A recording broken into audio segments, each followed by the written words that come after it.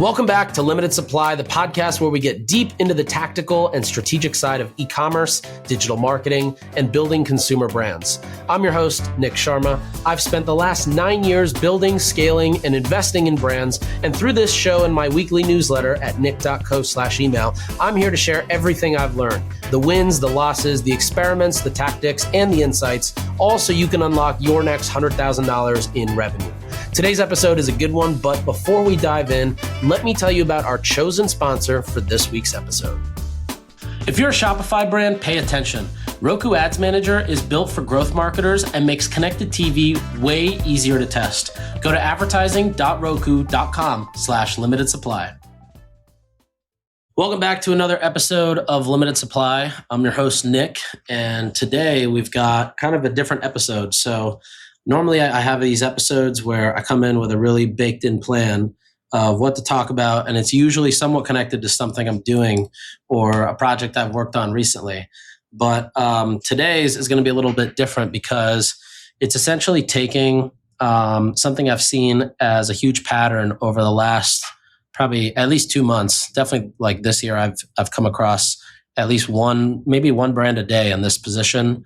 And I've started working with a couple of them to kind of get them out of this position. So because I've seen so many of these, my hope is that today's episode is super valuable and very tactical and will help you create kind of a checklist of things. You might have, there might be 60 things on this checklist today, and you might have 16 of them done, but there may be another, 44 things that you could do that would really help your brand. And so I'm going to just describe kind of the starting case of these brands where, basically when I talk to them, I kind of feel like they are or where they're stuck and why they're stuck. And then I'm going to go over a list of probably 8 category things that, I advise focusing on. Now, okay, so let's talk about this. So this specifically, this episode outline I made just now is actually based off a brand, which looked very similar in terms of why they're stuck, where they're stuck to a number of the others, like I mentioned. But this brand specifically is you could call it a health and wellness product. You would find it in a CVS, near the pharmacy aisles. It has amazing social proof, meaning the product works really well. It totally, in fact, it over-delivers on its promise. They spent, 4 or 5 years so far existing as a business, probably 2 or so years on actual product development with chemists, with professional athletes, kind of figuring out how do we do this in the best way, especially when there's, giants in the market right now being sold at places like CVS, Walgreens, Target, Walmart, that are pretty much owning the aisle space for this. Now, the brand is used by professional athletes. Some professional athletes even swear that they can't do practice, they can't do games without this. And I'm talking the top 1% of professional athletes in the world, okay? So social means the product delivers a lot. Social proof is there. These athletes are on the record even talking about how amazing the product is. It's way better than its competitive set of competitors and brands. And they just can't get past figuring out how do we actually drive sales here. And when you look at it and you pull up the website, which I can't share, but I'll just describe it to you. It's basically, it's got a brand name that doesn't make a ton of sense. It's got kind of weird packaging, very lazy packaging, you could say. Like you could tell, it feels like I don't mean any offense to the brand by this, but it feels like there was basically a designer, on Fiverr who was brought in to do kind of version 1 of the packaging.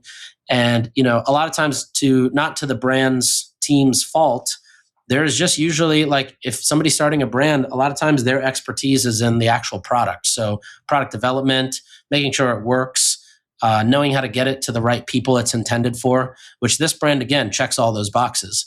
They just didn't have anybody on their internal team who actually understands what is brand, what is good design, what is good packaging, what does a good name look like, what do good colors look like, how do we make sure the font evokes emotion when you see it, or that the packaging stands out on a shelf or even on an online shelf, right? Just basically on a website still should look good and pop out. And so let's see, on the website, what else? It's just a very plain website. There's, a basic hero. It's got value props in the hero, not benefits or outcomes, emotional ties.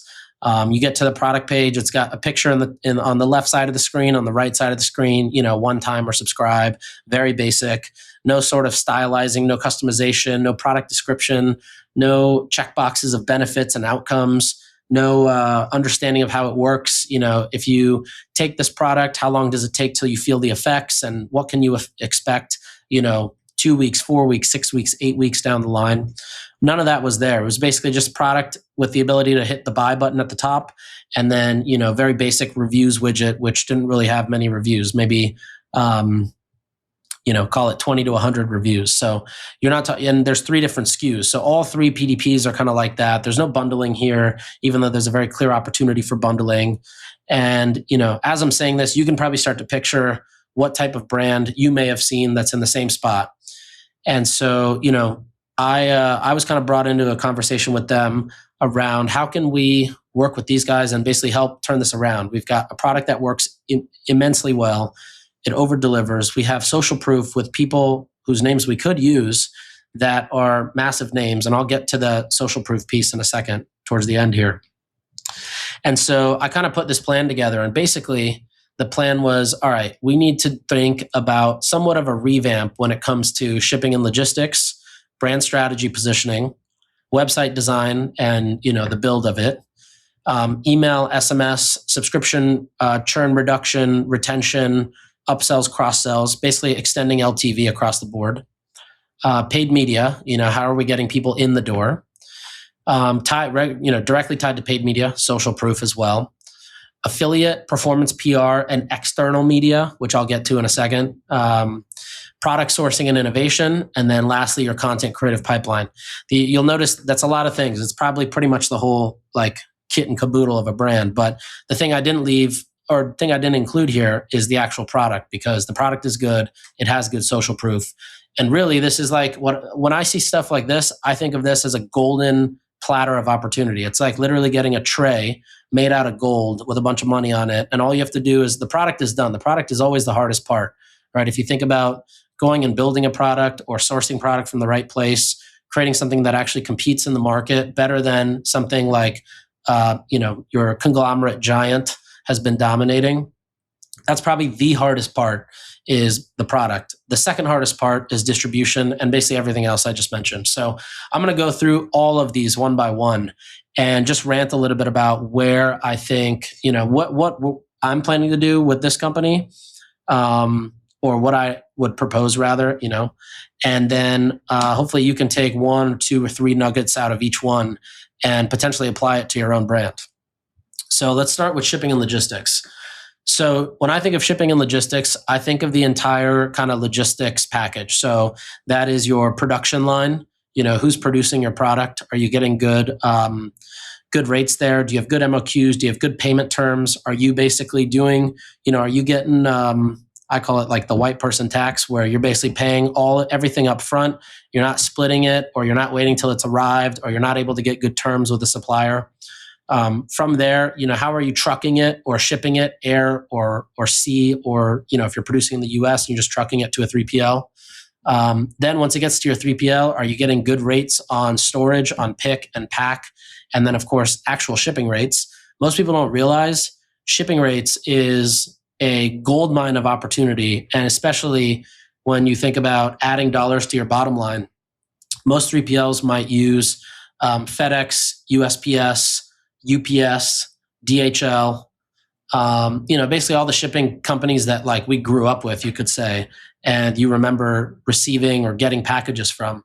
But there is, a ton of shipping companies, delivery companies, routes companies that now exist that all work with your 3PLs.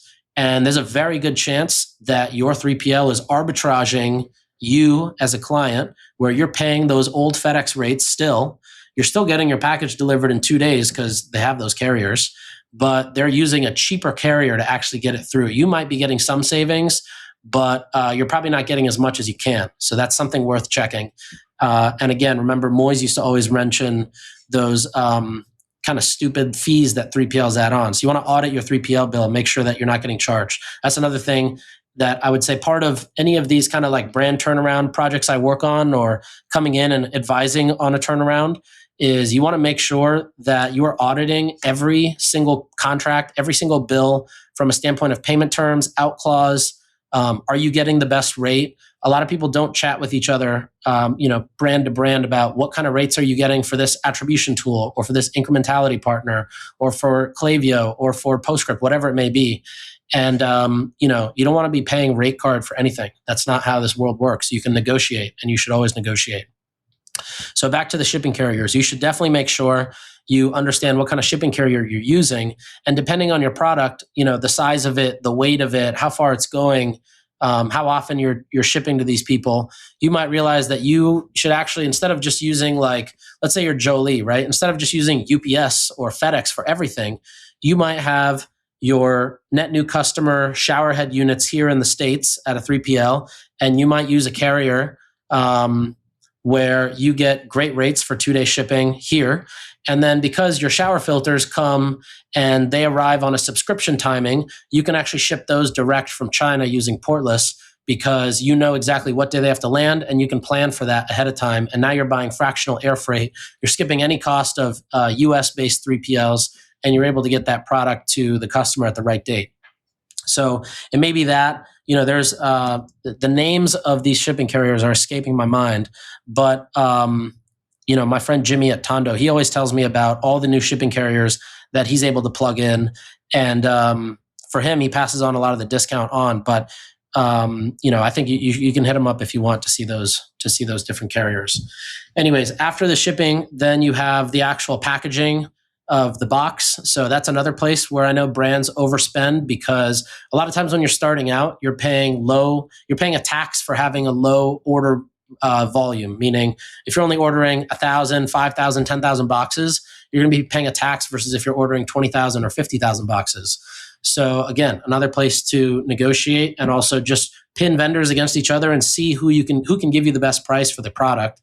And then the last piece there I would say is inserts. So, little insert cards, which if you're just starting those, or even if you're at kind of a smaller quantity, I recommend using Uprint, and then branded tape. Now, you might be wondering, well, why does it matter if I have good packaging or branded tape or inserts? People are just going to get this thing and throw it away. Well, it makes a huge difference when you think about the brand. And one thing you'll find consistent in this whole podcast that I'm going to keep coming back to and touching on is the actual look and feel and emotion and presentation of your brand across any touch point, whether it's a packaging insert, whether it's the tape, whether it's the email pop-up, whether it's the landing page, the website, the Facebook ad, the follow-up email, at any point that, the subscription reminder that, hey, your next subscription's about to hit, at any point or touch point, your brand needs to feel like a $500 million brand, whether it's from the visual identity, the consistency in the copy, the positioning, the messaging, the custom iconography, which is so easy to make. You should have no excuse to not have custom icons for your brand, right? You can literally go to flaticon.com, download the icon SVG, put it into Figma, and slightly alter something, and that's now your custom icon. The animations you use, the infographics, any sort of badges, all of that stuff creates brand cohesiveness and consistency across the board. And that is how you make something feel like a $250 million, $500 million, even $1 billion feeling brand, right? If you go and look at the best brands that you love, Apple, Parachute Home, Feastables, whatever it may be, you'll notice that every piece of that consumer journey, it doesn't look like anybody cheapened out on the emails or the packaging or whatever it may be.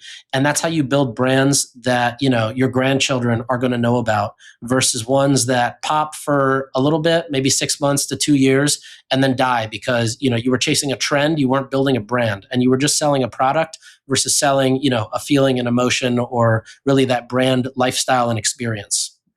So that's what I've got on shipping and logistics: packaging, branded tape, inserts, 3PL with good shipping rates, good place that you're producing the product. And I'll get to product innovation in a minute. You want to make sure you have 2-day everywhere. You may have to combine different shipping carriers together to get the most optimal shipping rates and margin profile for you in this category, shipping and logistics. And yeah, so let's move on to the next one. Shopify brands, this is the one. Roku Ads Manager lets you connect directly to your Shopify store and run streaming TV campaigns that can drive action, not just awareness. Roku's positioned this as a big differentiator. Shoppable TV through action ads and their Shopify integration. If you want top of funnel on the big screen with a proper path to purchase, go to advertising.roku.com/limited supply. The next one is kind of the biggest one, in my opinion, which is brand strategy and positioning. So brand strategy and positioning is something that is so much of an afterthought for a lot of companies. And I'm not just talking brands that are starting. I'm even talking about brands that are doing 30 million, 50 million, 100 million, sometimes 200 million. They've a lot of times, if you've got a product that is really, it's comfortable, it's good, it over delivers, it fulfills its promise, it gets people to tell other people about it. Or maybe you have a big celebrity attached to it, so it's like you've kind of been able to ride off that person's coattails and the brand that person has spent years or a decade building. For all those reasons, brand strategy and positioning is usually an overthought, and there's usually some attention paid to it. We feel like this is our customer, or this is our tagline. This is kind of the visual identity we're going for. This is our style guide. But a lot of times it's not like super snapped in. And again, that goes back to the same reason I mentioned before. It's not that the brand is intentionally trying to be lazy or, not have this kind of brand strategy put together. But it can usually just be because they just don't have somebody internally who understands this. And so they've never gotten to it. There's so many brands that I find in this spot where they've got all the pieces, but if they just had tighter brand strategy, positioning, cohesiveness, consistency across the board, would be in a completely different position. Maybe even like annihilating competitors, but because they don't have this sort of stops them. Usually because when they don't have this, they're almost solely relying on performance marketing to get them to the next level. Brand strategy and positioning, you got to think of it kind of like SEO, or how people think about SEO, which is it's not going to have an immediate effect tomorrow or next week or, the following Monday or next month. It's something that over time, adds 0.1% of, you could call it like, it just helps 1% every time. Meaning it's not going to be like, you're not going to be able to do something and overnight, just because the brand looks good, it's going to be converting well and everybody's going to love it, right?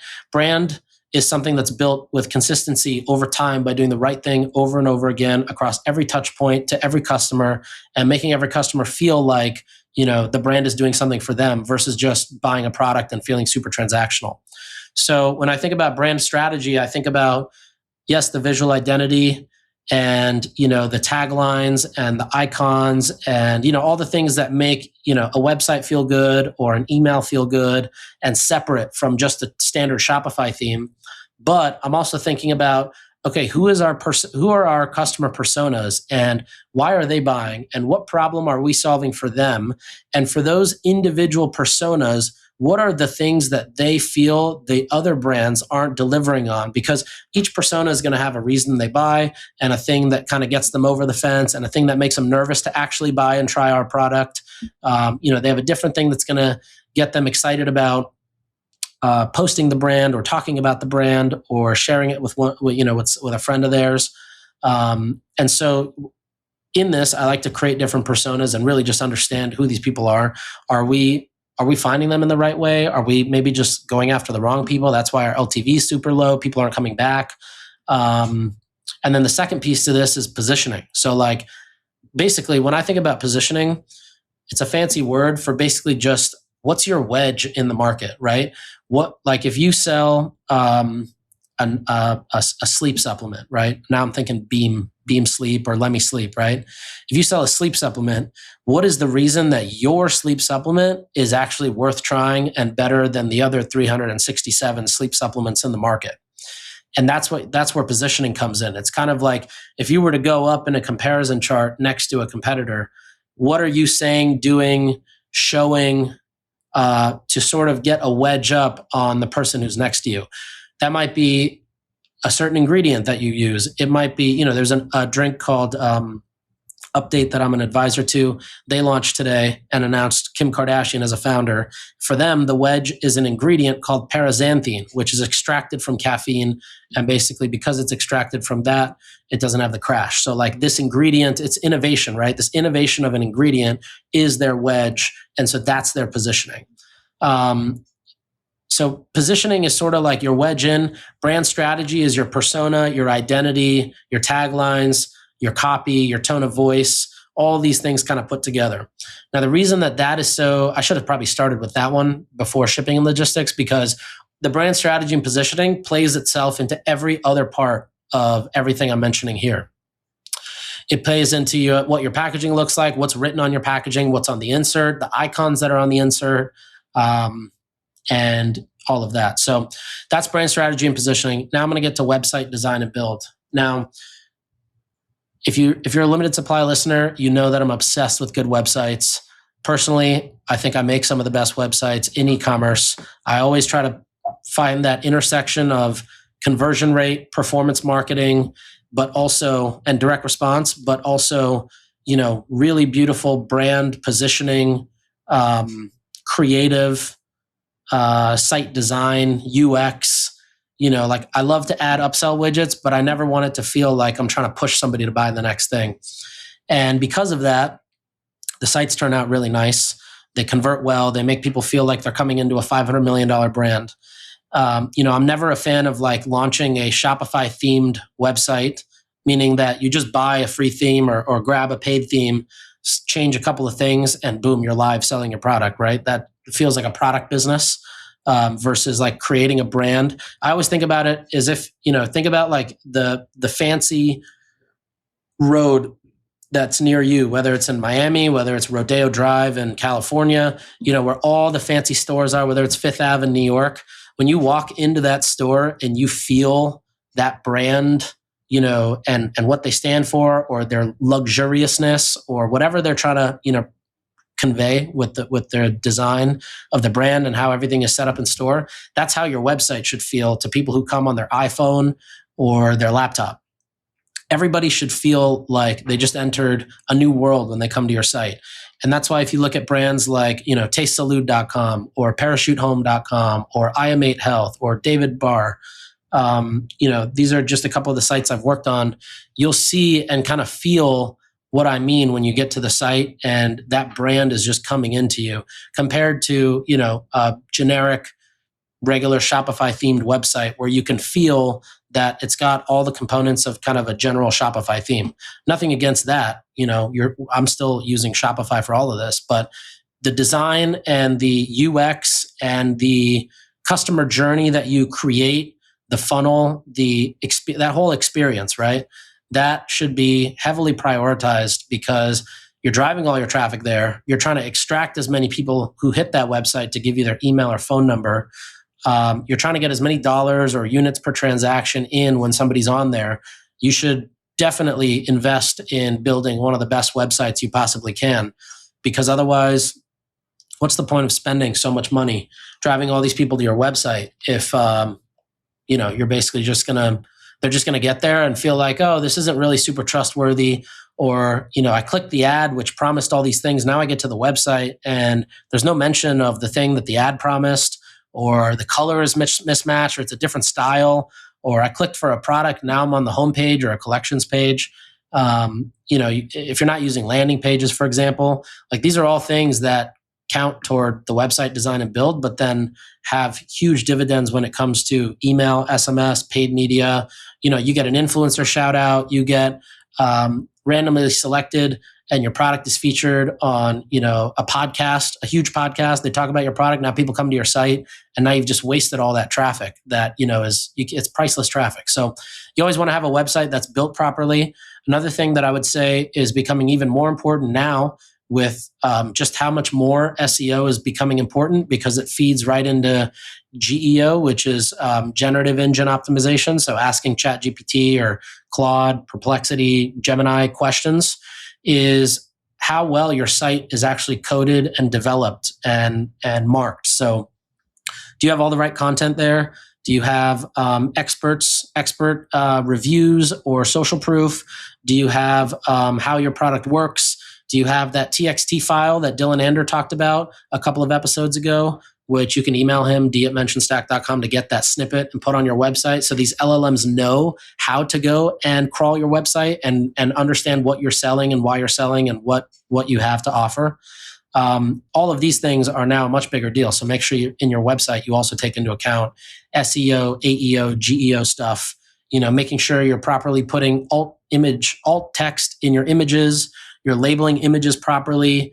If I were you, I would basically just go to ChatGPT or Claude and say, hey, I am trying to maximize SEO and GEO potential for my website.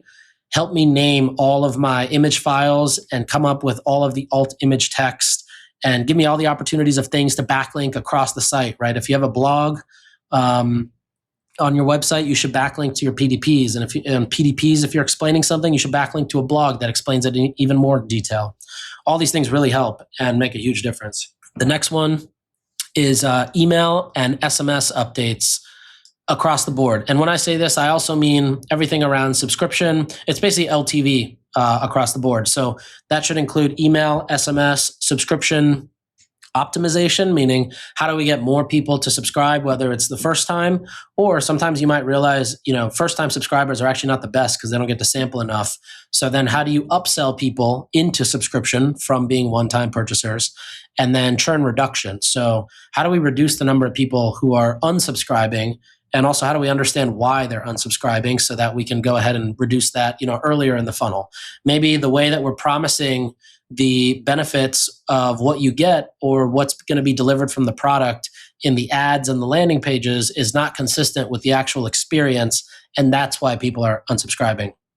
There was another supplement brand I worked with where, they had initially they would say, 1 scoop per serving.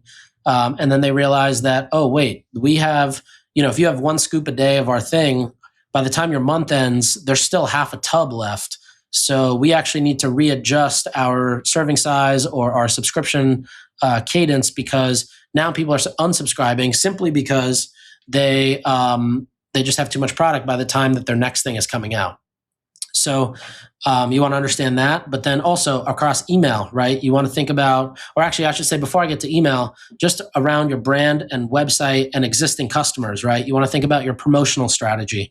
So what is your promotional strategy? If you sell, something that requires replenishment, like skincare, beauty, supplements, personal care, beverages, you have a different promotional strategy than somebody selling a $2,000 mattress, right? Because now you're going to segment differently. You're going to, you're not going to go, if you're selling a mattress, you're not going to go put that email of a sale to somebody who's already bought the mattress. But if you're selling beverage, you're probably most definitely trying to do that because you're going to get your cost per order really low as a result.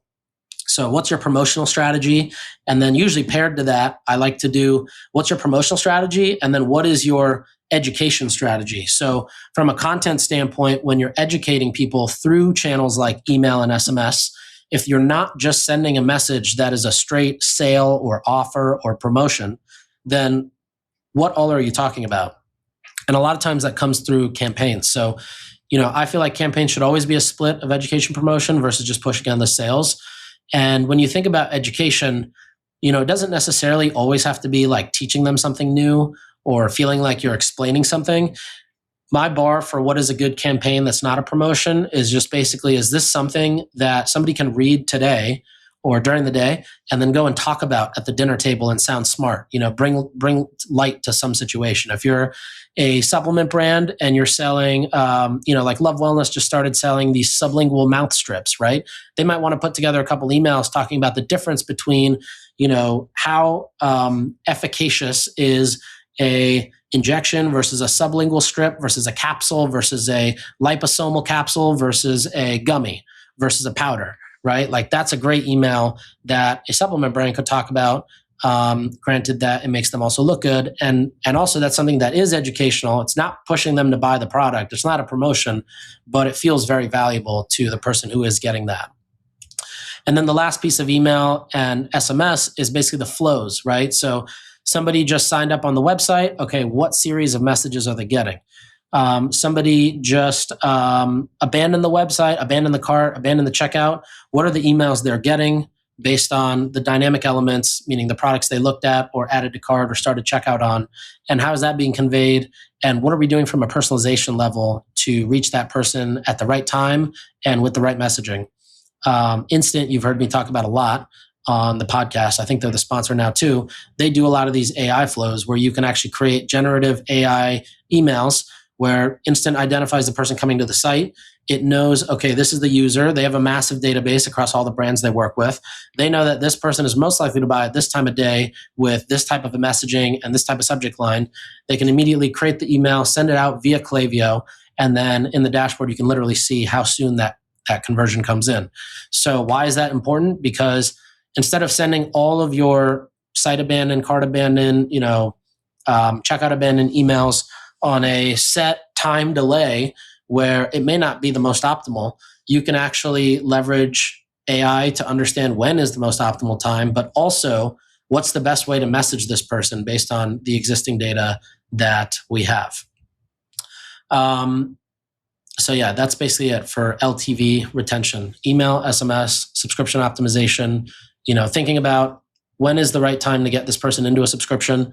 When I worked at Hint, we ran a huge analysis and found out that our first-time subscribers are actually terrible customers. It's the third-time subscribers when they've tried two basically sample pools of different flavor sets, and then they can choose one to go and subscribe to. That's usually the best customer. So subscription optimization in terms of when is the right time, and then churn reduction. So again, running those surveys at the end, changing the surveys based on time of year. If somebody is coming in and running and trying to unsubscribe in Jan, Feb, like right now, they may have just subscribed during the holidays. So you want to change those questions, maybe change the downsell, upsell offer to keep them in as a subscriber as well. And, try to keep your subscription business alive that way. The last couple pieces here. So I've got paid media. I've got social proof, both what I call B2C and B2B social proof, affiliate and performance PR, product sourcing and innovation, and content creative pipeline. I'm going to save that for episode 2 next week as a part 2. But I hope that the first half of this so far has given you some ideas of things you can go and work on and pick up and try to fix. Or potentially, there's maybe just a deliverables list you can create from this episode that, I promise you everything I talked about, if you work on that or make it better, improve it, reset it, or maybe if you haven't even done it at all, you go ahead and try it. These will all work. These are all proven things. I wouldn't be telling you this if I was just experimenting with this stuff. So make a list. I'll maybe even tweet out a list of all these things, and stay tuned for episode 2 next week, where we go through the rest: paid media, affiliate, social, product sourcing, innovation, and content creation. Until then, have a great rest of your week. Thank you for listening as always, and I'll see you in a week. Thanks for listening. We'll be back next time to cut through the noise on CPG, retail, and e-commerce. If you enjoyed this episode, why not share it with a friend? And be sure to subscribe wherever you listen so you don't miss the next one.